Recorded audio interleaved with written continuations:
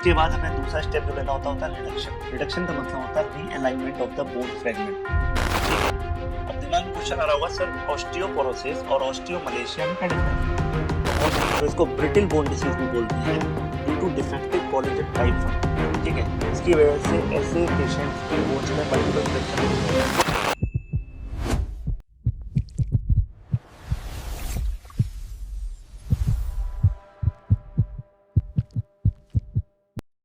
तो हेलो मेरे प्यारे छात्रों, मित्रों, विद्यार्थियों। अब जो हम टॉपिक शुरू करने वाले हैं वो लास्ट टॉपिक है स्केलेटल चैप्टर का, जिसका नाम है क्लिनिकल एनाटॉमी। राइट, इस टॉपिक में हम डिस्कस करेंगे कि स्केलेटन सिस्टम से रिलेटेड कौन कौन से डिसीज और डिसऑर्डर्स होते हैं और क्या क्या डे टू डे प्रॉब्लम्स एक मेडिकल प्रोफेशनल को देखने को मिलती है। इसमें सबसे पहले आपके सामने है फ्रैक्चर। देखिए, फ्रैक्चर जनरली एक कॉमन टर्म है और ये कई तरीके का हो सकता है, जैसा कि आपको इमेज में दिख रहा है।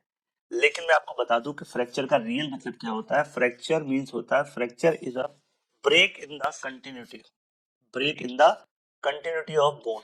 अब ये ब्रेक, ये जो एक कंटिन्यूअस बोन है, यहाँ पर जो ब्रेक लगा हुआ है आप देख सकते हैं, सब टूटी हुई है हर जगह से। ठीक है, ये कंटिन्यूटी खत्म हो रही है। It can be either complete और इनकम्प्लीट। तो यहाँ देख सकते हैं कोई कोई बोन पूरी तरीके से कंप्लीटली टूट चुकी है और कोई अभी भी जुड़ी हुई है ना। तो फ्रैक्चर कंप्लीट भी हो सकता है, इनकम्प्लीट भी हो सकता है। ये होता किस वजह से, कॉज क्या है इसका? It is result due to trauma, यानी चोट लगने से, या खुद का बॉडी वेट ज्यादा होने से, कंप्लीट स्ट्रेस हो रहा हो, या बोन्स कमजोर हो गई हो किसी पैथोलॉजिकल कंडीशन की वजह से। ठीक है, तो वीक बोन में जिनमें स्ट्रेंथ की कमी है वो भी एक कारण बनता है किसका? फ्रैक्चर का। अब देखिए, फ्रैक्चर का जो क्लासिफिकेशन है वो ऑर्थोपेडिक्स की बुक्स में अलग अलग तरीके से दे रखा है, लेकिन आपके हैंडबुक में कुछ नाम दिए गए हैं, उनको मैंने एक साथ एक टेबल में दिखाया गया है कि फ्रैक्चर किस किस तरीके से हो सकता है। देखिए, on the basis of cause, किस वजह से हुआ फ्रैक्चर, तीन तरीके का हो सकता है, ट्रॉमेटिक, पैथोलॉजिकल और स्ट्रेस या फटीग फ्रैक्चर। क्लियर? तो ट्रॉमेटिक फ्रैक्चर होगा एक्सटर्नल फोर्स की वजह से, यानी बाहर से चोट लगे, यानी आप किसी गाड़ी से टकरा गए, किसी चीज से आपका एक्सीडेंट हो गया तब। पैथोलॉजिकल का होता है डिसीज ऑफ द बोन, जैसे बोन के अंदर कोई ट्यूमर हो जाए या बोन कमजोर हो जाए, ऑस्टियोपोरोसिस हो जाए, बच्चों के अंदर रिकेट्स देखने को मिलता है, तो ये पैथोलॉजी है। मतलब इसका कारण क्या हुआ, कोई पैथोजन या कोई within the body internal कोई रीजन होगा। स्ट्रेस या फटिग से भी कई बार फ्रैक्चर हो सकता है due to repeated minor stress. लेकिन में देखने को मिलता है आपके एथलीट्स या सोल्जर्स, क्योंकि उनकी फिजिकल एक्टिविटी बहुत ज्यादा होती है, तो रिपीटेड स्ट्रेस की वजह से भी बोन में फ्रैक्चर हो सकता है। अब बात करते हैं एक्सटेंट ऑफ ब्रेक के बेसिस पर, यानी कितना हड्डी टूटी है उस बेसिस पर। या तो वो कंप्लीटली टूटी हुई हड्डी है, तो बोन ब्रोकन इनटू टू और मोर पीसेस, और इनकम्प्लीट का मतलब होता है बोन इज पार्शियली ब्रोकन, यानी थोड़ा बहुत वो जुड़ी हुई होगी। इसमें तीन तरीके के फ्रैक्चर आते हैं, ग्रीन स्टिक या फिशर या टॉरस। ये सब तीनों के तीनों किस में आते हैं? इनकम्प्लीट टाइप के फ्रैक्चर में। अब डिस्प्लेसमेंट के बेसिस पर, यानी जो हड्डी टूटी है उसके जो टुकड़े हैं वो अनडिस्प्लेस्ड है, अपनी जगह पर है, यानी bone pieces remain in the position, और डिस्प्लेस हो चुके हैं, यानी अपनी जगह से हट चुके हैं, शिफ्ट हो चुके हैं, मुड़ चुके हैं, एंगुलेटेड, घूम चुके हैं, रोटेटेड या ओवरहेड, या एक दूसरे के ऊपर चढ़ गए ड्यू टू मसल पुल। तो ये टोटल तीन तरीके से फ्रैक्चर को हम समझ सकते हैं। इसके अलावा और भी तीन तरीके हैं जिनमें आता है आपका according to relationship with skin. ठीक है, अगर स्किन को फाड़कर बोन बाहर आ जाए तो वो क्या है? ओपन। और ओपन को ही हम कंपाउंड भी बोलते हैं, क्योंकि bone is expose through wound, that is leads to risk of infection. जबकि क्लोज में स्किन इंटेक्ट रहती है, बोन अंदर की तरफ से ही टूटी हुई होती है, लेकिन वो मसल या स्किन को डैमेज नहीं करती। Now, according to the pattern of line, यानी फ्रैक्चर की जो लाइन है वो सीधी है, तिरछी है, या स्पाइरली घूमी हुई है, इस बेसिस पर ट्रांसवर्स फ्रैक्चर हो सकता है, ऑब्लिक फ्रैक्चर हो सकता है, स्पाइरल फ्रैक्चर हो सकता है, कम्युनिटेड या मल्टीपल फ्रेगमेंट में जो हड्डी टूट जाती है वो ऐसा हो सकता है, या सेगमेंटल हो सकता है, इम्पैक्टेड हो सकता है, avulsion, pulled by the muscle और टेंडन, जिस जगह पर आपकी मसल अटैच होती है टेंडन के थ्रू बोन से, वो पूरा का पूरा हिस्सा टूटकर भी अलग हो सकता है, उसको बोलते हैं एवल्जन। ठीक है, वो जनरली स्ट्रेस फ्रैक्चर में आपको देखने को मिलता है। एज रिलेटेड भी फ्रैक्चर हो सकता है, यानी अगर यंग एज में फ्रैक्चर होगा छोटे बच्चे में, तो उसको हम बोलते हैं ग्रीन स्टिक। जैसे आपने देखा होगा, जब भी आप किसी पेड़ की डाली को तोड़ते हैं, पेड़ की स्टेम को तोड़ते हैं, और वो पेड़ काफी यंग स्टेज पे है, तो वो आसानी से टूटता नहीं है। मतलब लकड़ी तो टूट जाती है लेकिन डिटैच नहीं होती, थोड़ी जुड़ी रहती है, उसी को बोला जाता है green stick. It is the partial break in childrens, bone bend and crack on one side. Clear? तो यहाँ पर ये शेप के बेसिस पर देखिए, पैटर्न ऑफ लाइन पे ट्रांसवर्स दे रखा है, ऑब्लिक दे रखा है, स्पाइरल दे रखा है, कम्युनिकेटेड दे रखा है, और ओपन के हिसाब से ये वुंड दिखाया है, ये ओपन टाइप हो गया। क्लियर? चलिए, अब हमने फ्रैक्चर के टाइप समझ लिए, फ्रैक्चर को कैसे क्लासिफाई किया जाता है। अब हम इसके मैनेजमेंट के बारे में भी थोड़ा सा समझते हैं। तो देखिए, फ्रैक्चर को मैनेज करने के लिए उसके ट्रीटमेंट प्लान में हम 4R को कंसीडर करते हैं। यानी सबसे पहले हमें क्या करना होगा, रिकॉग्निशन में रिकॉग्नाइज करना पड़ेगा या डायग्नोज करना पड़ेगा। किसके थ्रू? एक्सरे के थ्रू, है ना, कि क्या है और कैसे टूटा है, किस टाइप का ये फ्रैक्चर है। इसके बाद हमें दूसरा स्टेप जो लेना होता है रिडक्शन। रिडक्शन का मतलब होता है realignment of the bone fragment. ठीक है, यानी बोन को अपनी ओरिजिनल पोजीशन में फिट करना। अगर क्लोज्ड रिडक्शन है, यानी अगर उसकी स्किन विस्किन नहीं फटी है, मांस मतलब उसके मसल डेवलप नहीं हुए हैं, तो ये काम हम किससे करते हैं? Manipulation without surgery. यानी बाहर से सरफेस एनाटॉमी की नॉलेज, इसीलिए सरफेस एनाटॉमी की नॉलेज होना बहुत जरूरी है कि मैनिपुलेशन में ये स्टेप काम आता है। और ओपन रिडक्शन का मतलब होता है सर्जिकल अलाइनमेंट। मान लीजिए बोन के छोटे छोटे फ्रेगमेंट हो गए, तो उन सारे फ्रेगमेंट्स को आप पहले जोड़ोगे, फिर उसमें वायर डालोगे या उसमें कोई रॉड डालोगे, उस तरीके से बोलेंगे हम रिडक्शन। फिर होता है रिटेंशन। रिटेंशन का मतलब होता है maintain the position until healing occurs. क्योंकि हीलिंग के लिए क्या चाहिए? लॉस ऑफ मूवमेंट, है ना। तो या फिर उसके बाद हम क्या लगा देंगे? प्लास्टर कास्ट, अगर क्लोज टाइप का है। ठीक है, traction, external fixation, internal fixation में हम प्लेट, स्क्रू, वायर, रॉड ये सब लगा देते हैं। इसके बाद होता है रिहेबिलिटेशन। जब बहुत टाइम तक मेंटेन रहती है पोजीशन, तो पेशेंट के उस जॉइंट के मूवमेंट ऑलमोस्ट खत्म हो जाते हैं या ठीक से नहीं होते हैं, तो हमको फिर फिजियोथेरेपी वगैरह करा के उनको मोबिलाइज कराना होता है, जिसको हम बोलते हैं रिहेबिलिटेशन। तो पहला होता है recognise the fracture, then reduce the fracture, then retain the original position, then rehabilitate. Clear? तो ये 4 प्रिंसिपल दिमाग में रखने हैं। अब फ्रैक्चर की हीलिंग, या मैं कह सकता हूँ बोन की रिपेयर प्रोसेस को क्या है, कैसे करेंगे? तो bone heals by regeneration. Regeneration not scar formation, है ना। तो ये इंपॉर्टेंट बात है, बोन की जो हीलिंग है वो कैसे होती है? रीजनरेशन के थ्रू, थ्रू डिस्टिंक्ट स्टेजेस। और इसमें मेन जो वर्ड आपको याद रखना है बोन के रीजनरेशन में, उसको बोलते हैं callus formation. Callus formation is essential step in uniting the bone ends. दूसरी बात, ब्लड सप्लाई और इमोबिलाइजेशन प्रॉपर होना चाहिए था। ये भी एक मोस्ट क्रिटिकल फैक्टर है बोन के फ्रैक्चर की हीलिंग के लिए। यानी पहला, तो टूट जहां से बोन टूटी है वहां पर कैलस का फॉर्मेशन होना चाहिए। फिर उस लोकेशन को एक प्रॉपर न्यूट्रिएंट वगैरह देने के लिए प्रॉपर ब्लड सप्लाई होनी चाहिए। और प्लस वो जो जॉइंट या जहां पर वो बोन टूटी हुई है उस पर प्रॉपर इमोबिलाइजेशन होना चाहिए। Clear? Healing is faster in children's and slower in elderly. ये तो कोई बताने वाली बात नहीं है, ये आपको खुद ही पता है कि बच्चों में ग्रोथ फेज में बॉडी होती है तो फास्ट हो जाती है, जबकि एल्डरली में थोड़ा स्लोली होता है। हीलिंग प्रोसेस को हम 4 स्टेप में बांट सकते हैं। सबसे पहले बनता है हीमेटोमा, फिर बनता है कैलस, जिसको आप सॉफ्ट कैलस बोलते हैं। ये भी 2 स्टेज में बनता है, पहले सॉफ्ट देन हार्ड, और फोर्थ स्टेज होता है रीमॉडलिंग। हीमेटोमा का मतलब है जहां से भी बोन टूटी है वहां पर ब्लीडिंग होगी, और वो ब्लड इकट्ठा होकर क्लॉट बना देगा और वहां पर इन्फ्लेमेशन हो जाएगा। इस पूरे प्रोसेस में करीब करीब 1 वीक का टाइम आपको देखने को मिलेगा। फिर इसके पास इस वाली लोकेशन पे फाइब्रो कार्टिलेज का ब्रिज बनेगा। 2 टूटे हुए एंड्स के बीच में किसका बना हुआ? कौन से कार्टिलेज का? फाइब्रो कार्टिलेज का, जिसमें टोटल 2 to 3 वीक का टाइम लग जाएगा। फिर हार्ड कैलस फॉर्मेशन का मतलब है कि उस फाइब्रो कार्टिलेजस मॉडल पे प्रॉपर जो बोन का डिजाइन था या जो पैटर्न है उसके सेल्स के और मैट्रिक्स के अरेंजमेंट का, वोवन बोन फॉर्मेशन, इसमें कम से कम 1 महीने का टाइम लगेगा। और उसके बाद फाइनली होगी रीमॉडलिंग, जिसमें हम बोलते हैं लैमिलर बोन या cortical bone replaces the woven. यानी जो हमने ब्लूप्रिंट बनाया था फाइब्रो कार्टिलेज के थ्रू, उस ब्लूप्रिंट पे ओरिजिनली मेन बोन के कंटेंट डेवलप होने लगेंगे। तो ये 4 स्टेप आपको याद रखने हैं। अब बात करते हैं कॉमन डिसीजेस ऑफ बोन। तो बोन्स के कॉमन डिसीजेस को पढ़ने के लिए वैसे तो आपके हैंडबुक में सब कुछ हैफेजर्ड वे में दे रखा है, लेकिन आप इसको कैसे याद कर सकते हो? You can divide the whole condition in congenital, जिसका मतलब होता है डेवलपमेंटल डिफेक्ट हो बोन के अंदर, इन्फेक्शन हो जाए, इन्फेक्शन होगा पैथोजन के थ्रू तो इन्फ्लामेटरी रिएक्शन देखने को मिलेगा, या डाइट में किसी चीज की डिफिशियंसी होगी तो मेटाबॉलिक टाइप का डिसीज होगा, या एबनॉर्मल ग्रोथ हो जाएगी तो जो नियोप्लास्टिक या कैंसरस ग्रोथ होगी। क्लियर?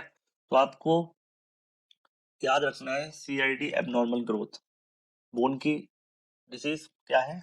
सीआईडी की एबनॉर्मल ग्रोथ, ये वर्ड याद रखना है। ठीक है, इसके अलावा एज रिलेटेड भी कुछ डिवीजन हो सकते हैं। जैसा पहला डिवीजन होता है चिल्ड्रंस। चिल्ड्रंस में रिकेट्स, ऑस्टियोमलेशिया और एकॉन्ड्रोप्लेशिया बहुत कॉमन है। ठीक है, तो इसके लिए याद रखना है चिल्ड्रन रोआ, ये कोई बच्चा है वो रोने लगा है। ठीक है, फिर एडल्ट की मैं बात करूं तो इसमें होता है ऑस्टियोमलेशिया, ऑस्टियोपोरोसिस, पैगेट डिसीज और मेटास्टेसिस। ठीक है, ये बहुत कॉमन है एडल्ट्स में। एल्डरली में भी ऑस्टियोपोरोसिस। अब एडल्ट में अगर मैं बात करूंगा ऑस्टियोपोरोसिस तो फीमेल में बहुत ज्यादा कॉमन है मेल के मुकाबले। क्लियर। और ऑस्टियोपोरोसिस और सेकेंडरी बोन ट्यूमर फॉर्मेशन कहाँ देखने को मिलेंगे? एल्डरली में। अब दिमाग में क्वेश्चन आ रहा होगा, सर ऑस्टियोपोरोसिस और ऑस्टियोमलेशिया में क्या डिफरेंस है? तो ऑस्टियोपोरोसिस का मतलब होता है decrease in the bone mass, normal mineralisation. Mineralisation कैसा रहेगा? नॉर्मल। क्लियर। बोन का ओवरऑल मास घट जाएगा। ऑस्टियोमलेशिया का मतलब क्या है? नॉर्मल बोन मास रहता है लेकिन जो डिफेक्टिव हो जाता है कौन सा प्रोसेस? मिनरलाइजेशन, यानी कैल्शियम का जो डिपोजिशन है वो अफेक्टेड रहता है। तो दोनों बात याद रखनी है। पोर्स के केस में मास घटेगा लेकिन मिनरल का कंटेंट सेम रहेगा। ऑस्टियोमलेशिया के केस में बोन का मास सेम रहेगा लेकिन बोन वीक हो जाएंगी ड्यू टू डिफेक्टिव मिनरलाइजेशन। ठीक है, अब सबसे पहले हम डिस्कस करते हैं डेवलपमेंट या ग्रोथ डिसऑर्डर को, है ना।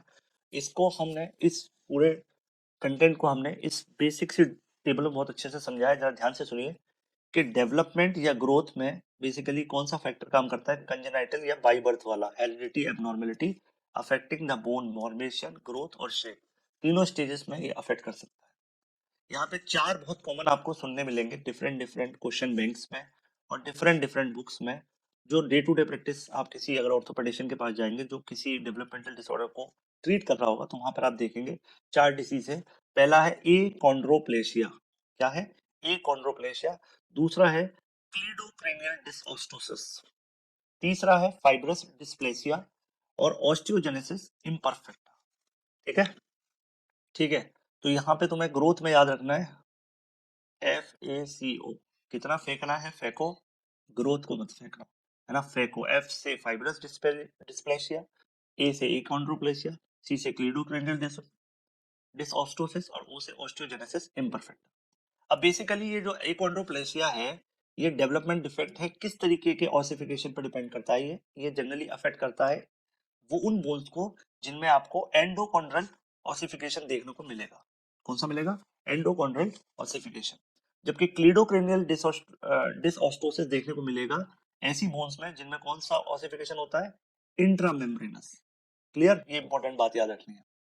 इसके बाद फाइब्रस डिस्प्लेसिया मिक्स टाइप का कंडीशन होती है क्योंकि ये ऐसी एंडो और इंट्रा दोनों टाइप के ऑसिफिकेशन वाली बोन्स को अफेक्ट करता है और ऑस्टियोजेनेसिस इम्परफेक्टा भी। क्लियर। तो यहाँ पे मेंशन किया गया है इनके बेसिक डिस्क्रिप्शन या की फीचर्स क्या है। तो एक एंड्रोप्लेशिया एक जेनेटिक डिफेक्ट है जो कौन से ऑसिफिकेशन वाली बोन्स को अफेक्ट करता है? एंडोकॉन्ड्रल वाली को। और ये कहाँ मिलते हैं? Generally short limbs. इसमें क्या देखने को मिलेगा? जो पेशेंट है उसके जो हाथ पैर है वो काफी छोटे होंगे लेकिन जो ट्रंक होगा वो नॉर्मल होगा, है ना। जिस केस को हम क्या बोलते हैं? ड्वार्फिज्म का केस भी बोल सकते हैं। ऐसे ही क्लीडोक्रेनियल की मैं बात करूं तो ये किसको अफेक्ट कर रहा है? बेसिकली क्लीडो से वर्ड याद आ जाता है आपको क्लैविकल, है ना। तो इसमें या क्रेनियल से आ जाता है आपका हेड रीजन यानी फ्लैट बोन्स। तो इस केस में हाइपोप्लास्टिक क्लैविकल होगी, डिलेड क्लोजर ऑफ फॉन्टानेल होगा यानी हेड में जो सूचर होते हैं वो भी बहुत धीरे होंगे और जो पेशेंट है उसका जो ओवरऑल बॉडी स्ट्रक्चर है वो भी छोटा होगा। ठीक है। फाइब्रस डिस्प्लेसिया दोनों तरीके की बोन में देखा जाता है, चाहे फ्लैट हो चाहे लॉन्ग हो। या कहने का मतलब है चाहे एंडोकॉन्ड्रल हो या इंट्रामेम्ब्रेनस हो, इसमें नॉर्मल बोन रिप्लेस होती है किससे? फाइब्रस टिश्यू से। और डिफॉर्मिटी की वजह से इसको शेफर्ड क्रुक फीमर भी बोला जाता है। इसमें बहुत कॉमन केस आप पढ़ोगे किसका? फीमर के केस में, जिसको हम बोलते हैं शेफर्ड क्रुक फीमर। क्या है ये डिटेल अभी आपको जानने की जरूरत नहीं है, बस आपने याद रखिए फाइब्रस डिस्प्लेसिया दोनों टाइप की बोन को अफेक्ट करने वाला एक कंजेनाइटल या डेवलपमेंटल डिसऑर्डर है। अगर ऑस्टियोजेनेसिस इम्परफेक्टा की मैं बात करूं तो इसको ब्रिटिल बोन डिसीज भी बोलते हैं due to defective collagen type 1। ठीक है, इसकी वजह से ऐसे पेशेंट्स की बोन्स में मल्टीपल फ्रैक्चर होते रहते हैं। जो स्क्लेरा है उसका कलर ब्लू होता है और टाइम के साथ साथ हियरिंग लॉस भी इन पेशेंट्स में देखने को मिलता है। क्लियर। तो यहाँ पे याद रखना है some bones develop by both type of ossification. जैसे आपके क्लेविकल है, मैंडिबल है, ऑसिपिटल है, टेम्पोरल है, और भी है लेकिन मैंने 4 के मेन नाम दिए हैं आपको, COMT याद रखना है, ठीक है। डिफेक्ट में दस affect both the processes, that's why mix. तो आपको देखना है कि क्लेविकल वाला जो इशू है, मैंडिबल में कोई इशू है, ऑसिपिटल या टेम्पोरल में कोई इशू है, वो इसलिए है क्योंकि इसमें वही डिसीज हो सकता है जो दोनों प्रोसेसेस को अफेक्ट करेगा। क्लियर? चलिए नेक्स्ट है मेटाबॉलिक। मेटाबॉलिक का मतलब abnormal metabolism of calcium, phosphate और विटामिन डी। तीन ही चीजें आपके बोन्स को मजबूत बनाती हैं। अगर इनकी कमी हो जाए या इनके मेटाबॉलिज्म में कोई दिक्कत आ जाए तो आपकी ओवरऑल बोन फॉर्मेशन और उसका मिनरलाइजेशन अफेक्ट हो जाएगा। क्लियर? चलिए इसमें जो सबसे मेन है वो है POR, पोर वर्ड याद रखना, ठीक है। यानी मेटाबॉलिज्म की कमी से क्या हो जाएगा, बोन में पोर हो जाएगा। तो P से आपका हो गया पैगेट डिसीज, O से ऑस्टियोमलेशिया, ऑस्टियोपोरोसिस, ऑस्टियोपेट्रोसिस। ये वर्ड आपने पहली बार सुना होगा, ऑस्टियोपेट्रोसिस। और एक है रिकेट। तो रिकेट आप छोटी क्लासेस से पढ़ते आ रहे हैं, विटामिन डी की डिफिशियंसी से बच्चों में होने वाले रोग का नाम है रिकेट, ठीक है। और इसकी वजह से क्या होगा, मिनरलाइजेशन अफेक्ट होगा, तो बो लेग और रैकेटिक रोजरी नाम का आपको साइन और सिम्टम देखने को मिलेगा बच्चे के अंदर।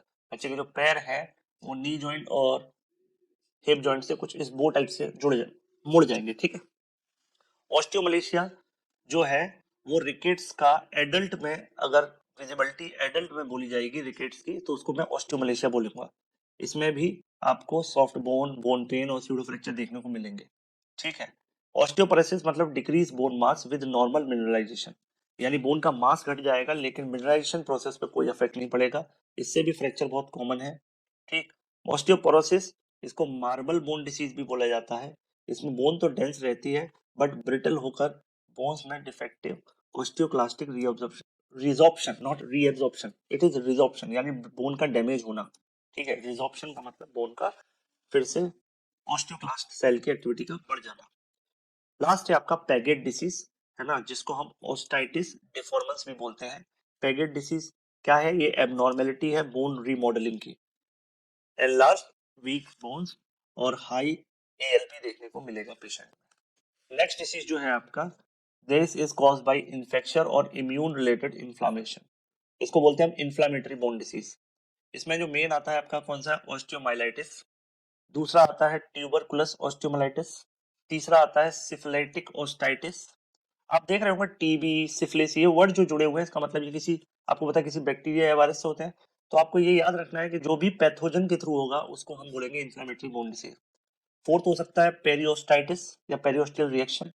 फिफ्थ हो सकता है ओस्टाइटिस डिफॉर्मन्स या पैगेट डिसीज। तो आपका पैगेट डिसीज मिनरलाइजेशन वाली प्रोसेस में भी आ रहा था और एक इन्फ्लेमेटरी बोन डिसीज भी है। और सिक्स हो सकता है आपका ऑटो इम्यून आर्थराइटिस, जिसको हम बोलते हैं रूमेटॉइड आर्थराइटिस। ये किसको अफेक्ट करता है, बोन के जॉइंट्स पर होने वाला सबसे ज्यादा कॉमन ऑटो इम्यून डिसऑर्डर।